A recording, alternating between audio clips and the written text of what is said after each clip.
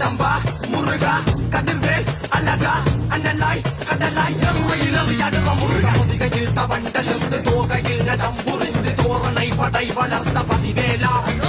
காரிருள் கனை மறைக்க பாரினை பறந்து காக்க ஆறுது கரங்கள் கொண்ட கதிர்வேலா